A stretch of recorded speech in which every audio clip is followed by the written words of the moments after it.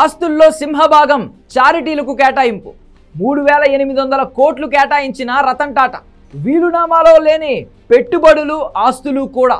చెల్లెళ్ళు షిరీన్ జేజీబాయ్, డియానా జేజీబాయ్కి 800 కోట్లు. స్నేహితుడు మోహిని ఎం దత్తాకు 800 కోట్లు. వీలునామాలో పెంపుడు కుక్కలకు 12 లక్షలు.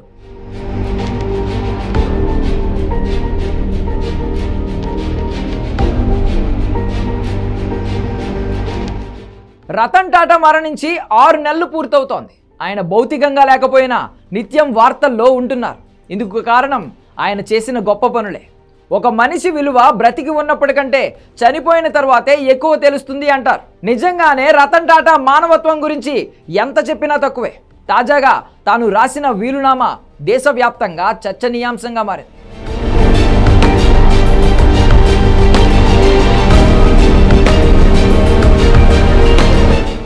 రతన్ టాటా గతేడాది అక్టోబర్లో తిరిగి రాని లోకాలకు వెళ్ళిపోయారు. 86 ఏళ్ల వయస్సులో హాస్పిటల్లో చికిత్స పొందుతూ కన్నుమూశారు. 6 నెలల తర్వాత ఆయన వీలునామా బయటకు వచ్చింది. తనకున్న ఆస్తుల్లో ఎవరెవరికి ఎంతంత ఇవ్వాలో వీలునామాలో స్పష్టంగా రాసుకొచ్చారు. అంతేకాదు దానిని అమలు చేసే బాధ్యతను న్యాయవాది డేరియస్ కంబట్టా, స్నేహితుడు మోహ్లీ మిస్త్రీ, సోదరిమణులు షిరీన్ డయానాలకు రతన్ టాటా అప్పగించారు. దీంతో వారు బాంబే హైకోర్టులో ప్రొబేట్ కోసం పిటిషన్ వేశారు. ప్రొబేట్ అంటే చనిపోయిన వ్యక్తి వీలునామాను వ్యాలిడేట్ చేసే ప్రక్రియ. దీంతో పాటు ఆస్తులను వీలునామా ప్రకారం పంచడానికి అమలు చేసే వారికి అనుమతి ఇవ్వడం. ఈ ప్రక్రియ పూర్తి కావడానికి 6 నెలలు సమయం పడుతోంది.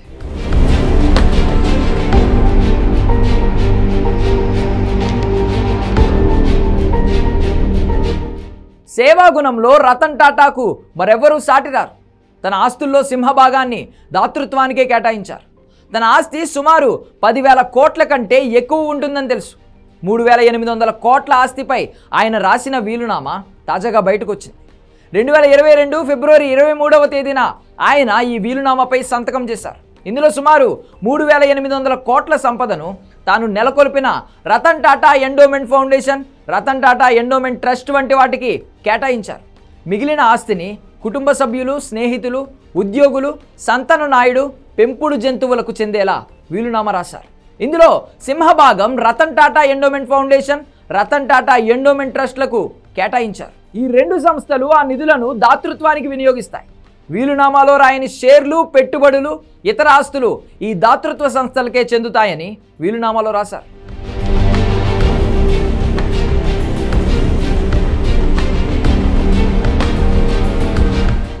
తన సవితి సోదరీమణులైన షిరీన్ జేజీబాయ్, డియానా జేజీబాయ్ పేరు మీద 800 కోట్లు రాశారు. ఇందులో ఫిక్స్డ్ డిపాజిట్లు, స్టాక్స్తో పాటు ఖరీదైన వాచ్లు, పెయింటింగ్స్ వంటి విలువైన వస్తువులున్నాయి. జిమ్నీ నావల్ టాటాకు, రతన్ టాటాకు చెందిన జూహులోని బంగ్లాలో కొంత షేర్, బంగారు ఆభరణాలు, వెండి వస్తువులను కేటాయించారు. రతన్ టాటాకు సన్నిహితుడైన మోహిన్ ఎం దత్తాకు కూడా 800 కోట్లు రాశారు. అలీబగ్లోని బంగ్లా, 3 పిస్టోళ్లను మరో మిత్రుడు మోహిల్ మిస్త్రీ పేరు మీద రాశారు.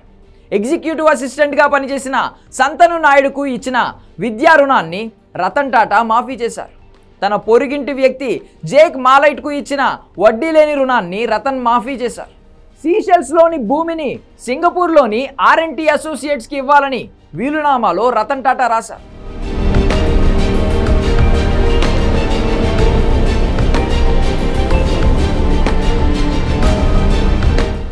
రతన్ టాటాకు మూగజీవాలంటే మహాప్రాణం.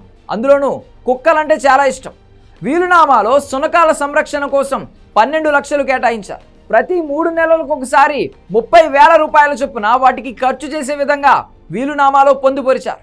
రతన్ టాటాకు విదేశాల్లో కూడా 40 కోట్ల విలువైన ఆస్తులున్నాయి. ఇవి కాకుండా ప్రముఖ కంపెనీలలో షేర్స్, ఖరీదైన 65 వాచ్లు కూడా ఉన్నాయి. రతన్ టాటా 1937 డిసెంబర్ 28న నావల్ టాటా, సోనూలకు ముంబైలో జన్మించారు.